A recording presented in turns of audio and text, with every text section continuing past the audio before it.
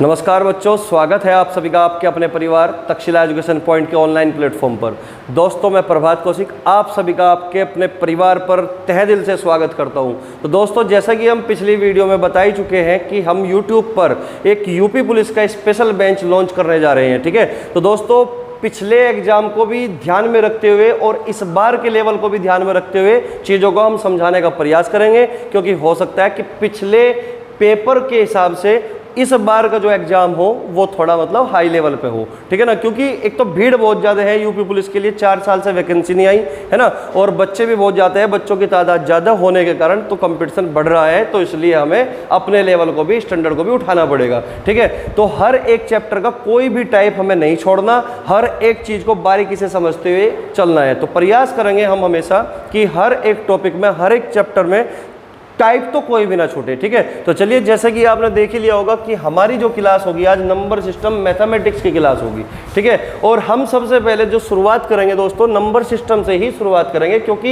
ये एग्जाम के point of view से बहुत ज़्यादा इंपॉर्टेंट चैप्टर रहने वाला है। ठीक है, तो पिछली बार भी लास्ट टाइम पे 2018 और 19 में भी यहाँ से क्वेश्चन काफ़ी देखने को मिले थे। ठीक है, तो चलिए दोस्तों, सबसे पहले हम समझने का प्रयास करेंगे कि नंबर सिस्टम होता क्या है, सिस्टम क्या है, पद्धति क्या है। तो संख्या पद्धति एक ऐसी पद्धति है जिसमें हम विभिन्न प्रकार की संख्याओं व उनके मध्य संबंधों व नियमों का क्रमबद्ध अध्ययन करते हैं, और इसी को हम क्या बोलते हैं, नंबर सिस्टम, इसी को हम क्या बोलते हैं, संख्या पद्धति। तो अगर मैं बात करूं कि ये नंबर क्या है, संख्या क्या है, तो दोस्तों नंबर जो होता है, नंबर होते हैं हमारे दो प्रकार के, एक तो होता है रियल नंबर और एक होता है इमेजिनरी नंबर, यानी कि वास्तविक संख्या, और दूसरा होता है हमारा काल्पनिक संख्या। ठीक है ना, तो वास्तविक संख्या क्या है और काल्पनिक संख्या क्या है, इन दोनों को हम समझने का अभी प्रयास करेंगे। पहला नंबर है वास्तविक संख्या। वास्तविक संख्या इसी को बोलते हैं हम रियल नंबर, इसी को क्या बोलते हैं, रियल नंबर। ठीक है, और दूसरा नंबर क्या है हमारा, काल्पनिक संख्या। काल्पनिक संख्या इसी को हम बोलते हैं क्या, इमेजिनरी नंबर, इमेजिनरी नंबर।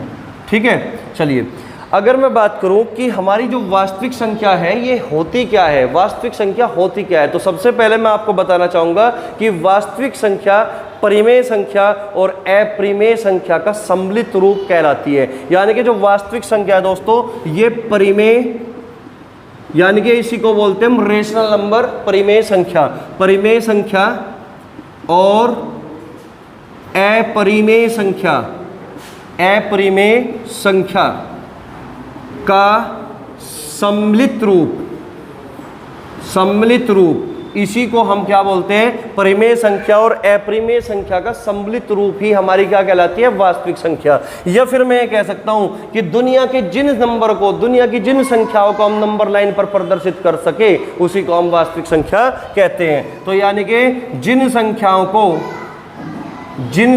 को नंबर लाइन पर प्रदर्शित किया जा सके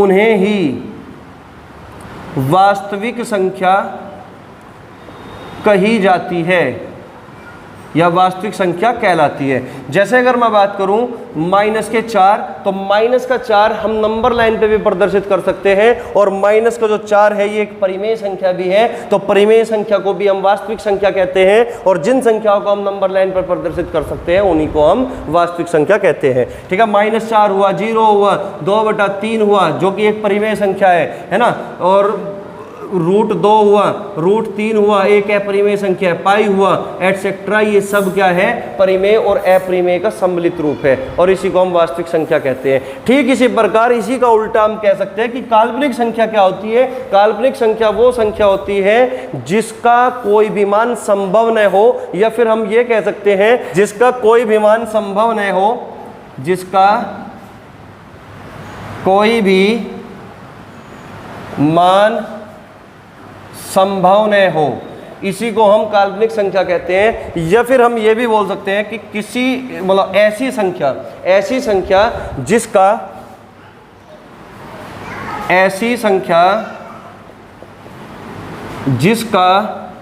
पूर्ण वर्ग करने पर ऋणात्मक मान आए, ऋणात्मक मान आए। यानी कि मैं ये कह सकता हूं कि काल्पनिक संख्या वे संख्या कहलाती है कि जिन संख्याओं को हम स्क्वायर कर दें और स्क्वायर करने पर निगेटिव वैल्यू हमें मिले, उसी को हम वास्तविक संख्या, वो काल्पनिक संख्या कहते हैं। या फिर हम इसका भी उल्टा कह सकते हैं कि जिन संख्याओं को नंबर लाइन पर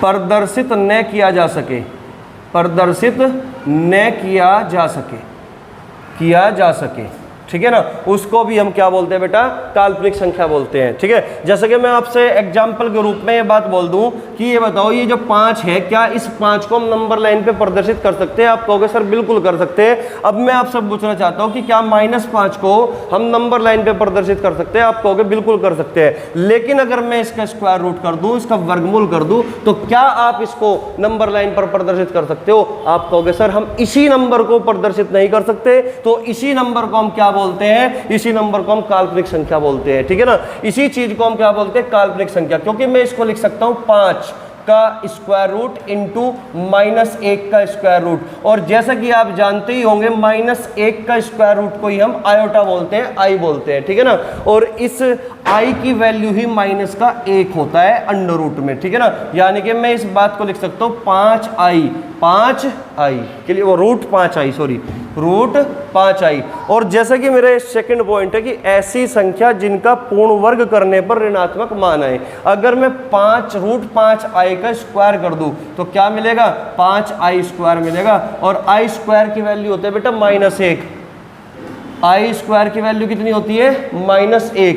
तो यहाँ पे इसकी वैल्यू कितनी है? -5। तो इस बात का मतलब ये हुआ कि काल्पनिक संख्या वे संख्या कहलाती है कि जिनका स्क्वायर करने पर ऋणात्मक मान आए, उसी को हम क्या बोलते हैं? काल्पनिक संख्या। जिनका कोई भी मान संभव ना हो, उनको क्या बोलते हैं? काल्पनिक संख्या। जिसको नंबर लाइन पर प्रदर्शित न किया जा सके, उसको क्या बोलते हैं? काल्पनिक संख्या। वो बात अलग है कि हमारे कोर्स में, हमारे मतलब सिलेबस में एक काल्पनिक संख्या नहीं है। हमें पढ़ना केवल किसको है? वास्तविक संख्या। हमारे जो सिलेबस में है, यूपी पुलिस के जो सिलेबस में है, हमें केवल वास्तविक संख्या ही पढ़नी है। ठीक है, ये केवल एक एक्स्ट्रा नॉलेज के लिए मैंने आपको बताया। ठीक है, तो चलिए दोस्तों, वास्तविक संख्या में हम सबसे पहले क्या पढ़ेंगे? सबसे पहले हम पढ़ेंगे इंटीजर, कि इंटीजर क्या होता है, पूर्णांक क्या होते हैं। क्योंकि एग्जामिनर कई बार टर्मिनोलॉजी में इस्तेमाल करता है शब्दों का, क्योंकि आप जानते हैं, क्योंकि क्वेश्चन में एग्जामिनर फंसाने की जो कोशिश करता है, जो साजिश करता है, वो शब्दों के माध्यम से फंसाता है। और अगर हमें शब्दों के बारे में ना पता हो तो हम अपने क्वेश्चन को सही तरीके से सॉल्व नहीं कर पाते।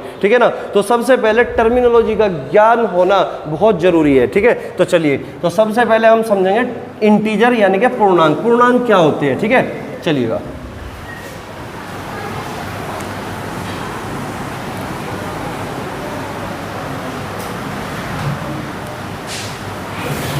देखिए बच्चों, तो सबसे पहले हमारा जो टॉपिक आया वो आया इंटीजर। इंटीजर यानी कि पूर्णांक। जैसे कि नाम से ही स्पष्ट है, इंटीजर यानी कि पूर्णांक। पूर्णांक क्या होता है? पूर्णांक का मतलब होता है बेटा जो कंप्लीट नंबर हो, जो पॉइंट के फॉर्म में ना लिखा जा सके, जिसको हम फ्रैक्शन के फॉर्म में ना लिख पाए। ठीक है ना, उसी को क्या बोलते हैं? पूर्णांक, यानी कि कंप्लीट नंबर। ठीक है ना, यानी कि कंप्लीट नंबर, यानी कि माइनस के इनफाइनाइट से लेकर -4, -3, -2, -1, 0, 1, 2, 3 डॉट प्लस के इनफाइनाइट तक। तो इन सब को ही हम क्या बोलते हैं? इंटीजर बोलते हैं। इन सब को ही हम पूर्णांक बोलते हैं। तो ये क्या है दोस्तों? ये इंटीजर है। माइनस के अनंत से लेकर 0 को शामिल करते हुए प्लस के अनंत तक, इनको हम पूर्णांक बोलते हैं। और इसी को हम क्या बोलते हैं? आई से डिनोट करते हैं। इसी को किससे? आई से। इसको डिनोट करते हैं बेटा आई से। अब ध्यान से सुनना मेरी बात को। देखिए, अगर मैं बात करूं जीरो की, कि जीरो क्या है? जीरो क्या है? तो जीरो को न तो हम कभी धनात्मक पूर्णांक बोलते और न ही जीरो को हम ऋणात्मक पूर्णांक बोलते, क्योंकि जीरो केवल एक पूर्णांक होता है। जीरो को धनात्मक पूर्णांक बोलना या ऋणात्मक पूर्णांक बोलना, अर्थात पॉजिटिव इंटीजर बोलना या नेगेटिव इंटीजर बोलना, ये सरासर गलत है। ठीक है ना, क्योंकि जीरो केवल एक इंटीजर होता है। जीरो केवल एक integer, only integer, only integer. तो जीरो न तो धनात्मक पूर्णांक होती और न ही ऋणात्मक पूर्णांक, जीरो केवल एक इंटीजर होता है। तो इन्हीं पूर्णांक के मध्य पॉजिटिव इंटीजर और नेगेटिव इंटीजर होते हैं। देखिए इंटीजर को हमने दो भागों में बांट दिया, एक तो इसमें 1 से लेकर अनंत तक और एक माइनस के 1 से लेकर अनंत तक। तो 1 से लेकर जो अनंत तक होंगे इसको हम बोलते हैं धनात्मक पूर्णांक। क्या बोलते हैं बेटा? धनात्मक पूर्णांक, धनात्मक पूर्णांक, ठीक है ना।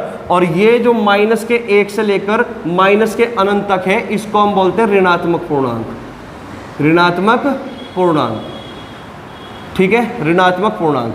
अब ध्यान से सुनने वाली बात यह है कि जो धनात्मक पूर्णांक होते हैं इन्हीं को हम प्राकृतिक संख्या के नाम से भी जानते हैं, पुकारते हैं। तो इन्हीं को हम क्या करते हैं, इन्हीं को हम क्या बोलते हैं? प्राकृतिक संख्या, प्राकृतिक संख्या, प्राकृतिक संख्या। इसको हम नेचुरल नंबर भी बोलते हैं, नेचुरल नंबर। तो प्राकृतिक संख्या हमेशा 1 से शुरू होगी और अनंत तक होगी, ठीक है, 1 से शुरू होगी और अनंत तक होगी, ठीक है ना। तो सबसे छोटी जो प्राकृतिक संख्या होगी, जो नेचुरल नंबर होगा, वो हमेशा 1 होता है। सबसे छोटा प्राकृतिक संख्या 1 होती है और सबसे बड़ी प्राकृतिक संख्या अनंत होती है। धनात्मक पूर्णांक को ही हम प्राकृतिक संख्या बोलते हैं। अच्छा, अगर हमें किसी वस्तु को गिनना हो तो हम हमेशा प्राकृतिक संख्या का ही प्रयोग करते हैं। बच्चों को गिनना हो तो प्राकृतिक संख्या का ही प्रयोग करते हैं। इसी आधार पर हम प्राकृतिक संख्या को दूसरे नाम से भी जानते हैं जिसका नाम होता है काउंटेबल नंबर, ठीक है ना। अगर हमें किसी बच्चों को गिनना हो तो 1 से शुरू करेंगे ना, 1 2 3 4, तो इसका मतलब प्राकृतिक संख्याओं को ही हम काउंटेबल नंबर के नाम से भी जानते हैं। इसी को हम काउंटेबल नंबर भी बोलते हैं। क्या बोलते हैं? Countable number. तो अगर मेरा सवाल तुमसे ये है कि सबसे छोटी प्राकृतिक संख्या क्या है? 1। सबसे बड़ी प्राकृतिक संख्या क्या है? अनंत। सबसे छोटा धनात्मक पूर्णांक क्या है? 1।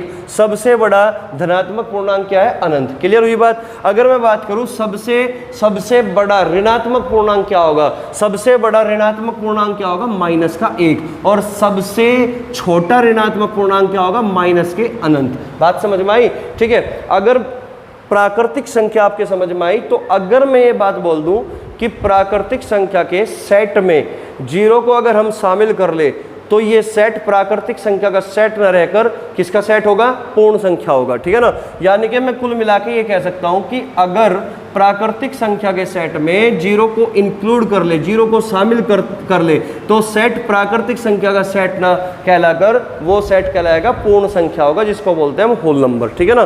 तो हमारी जो होल नंबर होते हैं, होल नंबर यानी कि पूर्ण संख्याएं, पूर्ण संख्याएं, तो पूर्ण संख्याएं क्या होगी?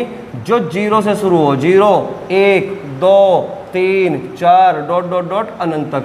तो अगर सवाल मेरा ये है कि सबसे छोटी पूर्ण संख्या क्या होती है, तो सबसे छोटी पूर्ण संख्या 0 होगी। सबसे बड़ी पूर्ण संख्या क्या होती है? अनंत होगी। सबसे छोटी पूर्ण संख्या 0, सबसे बड़ी पूर्ण संख्या बेटा अनंत होगी। क्लियर हुई बात?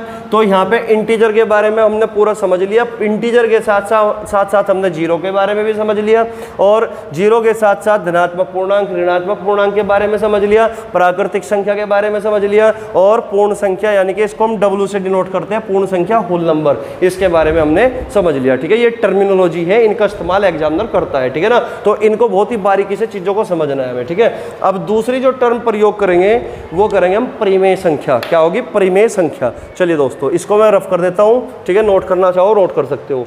चलिएगा, तो दूसरी जो टर्म है बेटा हमारी, वो क्या है? हमारी परिमेय संख्या। परिमेय संख्या क्या होती है? परिमेय संख्या, परिमेय संख्या, और परिमेय संख्या को हम रेशनल नंबर के नाम से भी जानते हैं। Rational number. देखिए परिमेय संख्या क्या है? परिमेय संख्या वो संख्या होती है जिसको हम P/Q की फॉर्म में लिख सकें, ठीक है ना। तो परिमेय संख्या जिन संख्याओं को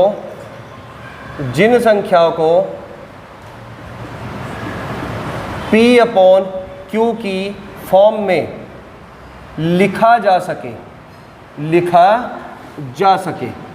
जिन संख्याओं को P अपॉन Q की फॉर्म में लिखा जा सके उसी को हम परिमेय संख्या कहते हैं। तो लेकिन यहाँ पर हमारी बात खत्म नहीं होती, इसकी दो कंडीशन है, दो शर्तें हैं। पहली शर्त क्या होगी बेटा? पहली शर्त होगी हमारी P and Q belongs to integer, यानी कि P भी क्या हो? इंटीजर हो, Q भी क्या हो? एक इंटीजर हो, P भी क्या हो? एक पूर्णांक हो, कंप्लीट नंबर हो, है ना। Q भी क्या हो? एक इंटीजर हो, कंप्लीट नंबर हो। ये हमारी पहली शर्त है। और दूसरी शर्त क्या होगी बेटा? Q नॉट इक्वल टू 0, यानी कि Q कभी भी 0 ना हो, Q कभी भी 0 ना हो। क्योंकि अगर Q 0 हुआ तो यानी कि बटे की वैल्यू अगर 0 हुई तो इस बात का मतलब क्या हुआ? अनडिफाइन वाली कंडीशन आ जाएगी। तो इसलिए क्या कहा गया कि Q कभी 0 ना हो। तो अब मेरा सवाल ये बनता है कि अगर Q 0 नहीं है तो क्या P 0 हो सकता है? तो बिल्कुल P 0 हो सकता है, लेकिन Q 0 नहीं हो सकता। क्योंकि अभी अभी हमने इंटीजर के बारे में क्या पढ़ा था कि 0 केवल एक इंटीजर है, 0 न तो पॉजिटिव होता और 0 न ही निगेटिव होता। तो केवल Q 0 नहीं हो सकता, P 0 हो सकता है, ठीक है ना। तो मैंने क्या बोला कि परिमेय संख्या वो संख्या होती है जिसको P बटा Q की फॉर्म में लिखा जा सके। लेकिन इसकी दो शर्तें हैं, P और Q दोनों इंटीजर हो, Q नॉट इक्वल टू 0। जैसे मैं अब बात करूं एग्जाम्पल की, अगर मैं बात कहूं कि माइनस के 25, क्या माइनस के 25 एक परिमेय संख्या है? आप कहोगे सर बिल्कुल माइनस के 25 परिमेय संख्या है, क्योंकि 25 क्या है माइनस का? ये एक इंटीजर है। कौन सा? निगेटिव इंटीजर है, यानी कि ऋणात्मक पूर्णांक है। लेकिन माइनस के 25 को मैं ऐसे भी तो लिख सकता हूं, माइनस के 25 बटा 1, तो P भी इंटीजर है और Q भी इंटीजर है, P भी पूर्णांक है और Q भी पूर्णांक है। तो 25 बटा 1 हमारा क्या होगा? परिमेय संख्या होगी, ठीक है ना। अब मैं तुमसे बात करता हूं 4 सही 3 बटे 5, क्या ये हमारी एक परिमेय संख्या होगी? तो 4 सही 3 बटे 5 एक मिक्स्ड फ्रैक्शन है, संयुक्त भिन्न है, जो एक इंटीजर और एक प्रॉपर फ्रैक्शन से मिलकर बनती है, ठीक है ना। एक पूर्णांक और एक उचित भिन्न से मिलकर बनती है। तो इसको हम लिख सकते हैं 4 पंजे 20, 20 और 3 23, 23 बटे 5, और 23 बटे 5 जिसको हम P अपॉन Q के फॉर्म में लिख सकते हैं, भिन्न के रूप में लिख सकते हैं, उसी को हम परिमेय संख्या कहते हैं। तो इसका मतलब 4 से 3 बटे 5 भी हमारी एक परिमेय संख्या है। अब मैं अगर बात करूं कि 16 अपॉन 25, 16 बटे 25 का अगर मैं वर्गमूल करता हूं, क्या हमारी ये एक परिमेय संख्या होगी? तो क्या हम इसको 4 बटे 5 लिख सकते हैं? 4 बटे 5 का मतलब P अपॉन Q की फॉर्म में लिखा जा चुका, इसका मतलब ये परिमेय संख्या होगी। 0, क्या 0 हमारी एक परिमेय संख्या है? बिल्कुल होगी, क्योंकि 0 बटा 1 लिखा जा सकता है। इसका मतलब P भी इंटीजर है, Q भी इंटीजर है, ये भी हमारी एक परिमेय संख्या होगी। 22 बटे 7 को हम परिमेय संख्या बोल सकते हैं, P भी इंटीजर है, Q भी इंटीजर है। इस तरीके से एटसेट्रा, यानी कि ये सब परिमेय संख्या होगी जिनको P अपॉन Q की फॉर्म में लिखा जा सके। लेकिन Q 0 नहीं हो सकता, लेकिन P 0 हो सकता है, केवल Q 0 नहीं होगा। तो ये बताओ बच्चों, परिमेय संख्या समझ में आया होगा, ठीक है। अब दूसरी चीज अगर हम पढ़े, वो दूसरी चीज होगी हमारी परिमेय संख्या। तीसरी नंबर जो होगा वो होगा हमारा अपरिमेय संख्या, यानी कि इर्रेशनल नंबर, ठीक है ना। देखिए तीसरा जो नंबर है वो क्या है? इर्रेशनल नंबर, यानी कि अपरिमेय संख्या।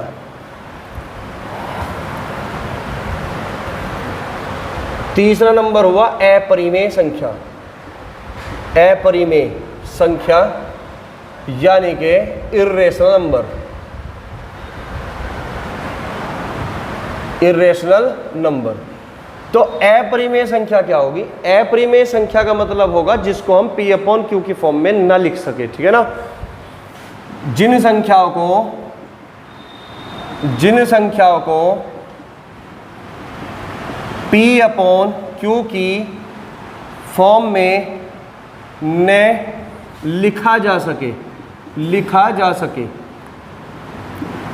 लिखा जा सके।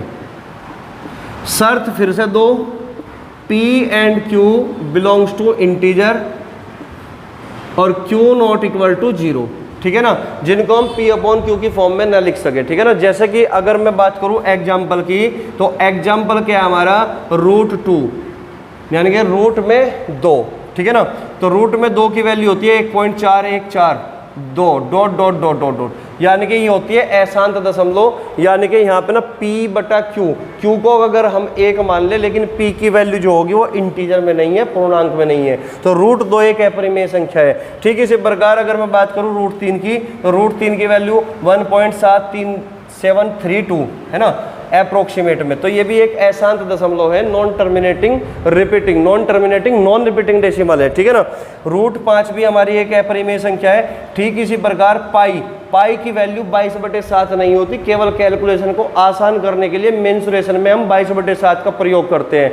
हालांकि पाई की जो वैल्यू होती है वो 3.14 ... यानी कि अशांत दशमलव के रूप में होती है। तो पाई भी क्या है दोस्तों, हमारी एक अपरिमेय संख्या है, ठीक है ना। 16/7 का अंडर रूट की अगर मैं बात करूं तो 16 को हम लिख सकते हैं कितना, 4, लेकिन √7 हमारा इंटीजर नहीं हो पाया, पूर्णांक नहीं हो पाया। तो इसका मतलब क्या हुआ, ये हमारी एक अपरिमेय संख्या है, ठीक है। तो आज की जो क्लास थी हमारी, उसमें हमने ये समझा कि परिमेय संख्या क्या होती है, अपरिमेय संख्या क्या होती है, इंटीजर क्या होता है, ठीक है ना। तो अगली जो क्लास होगी हम फिर से नंबर का ही क्लासिफिकेशन करेंगे, क्योंकि हमें ये जानना है कि इसमें सम संख्या क्या होती है, विषम संख्या क्या होती है, अभाज्य संख्या क्या होती है, भाज्य संख्या क्या होती है, ठीक है ना। उसके बाद हम टॉपिक पे आएंगे जो एग्जाम के पॉइंट ऑफ व्यू से बहुत ज़्यादा इंपॉर्टेंट होगा, क्योंकि जब हम टॉपिक को पढ़ाएंगे तो उसमें जो टर्मिनोलॉजी होगी, तो मैं ये सोच के चल रहा हूं ये टर्मिनोलॉजी इसलिए ही बताई गई कि जो टर्म्स का प्रयोग होगा वो तुम भली भांति समझो कि एग्जामिनर कहना क्या चाहता है, क्योंकि सारा जो खेल होता है वो लैंग्वेज का होता है। तो एग्जामिनर जो फंसाता है वो लैंग्वेज के माध्यम से फंसाता है हमेशा, ठीक है ना। तो चीज़ों को समझने का प्रयास करेंगे। तो नेक्स्ट वीडियो में मिलेंगे, तब तक के लिए जय हिंद, जय भारत।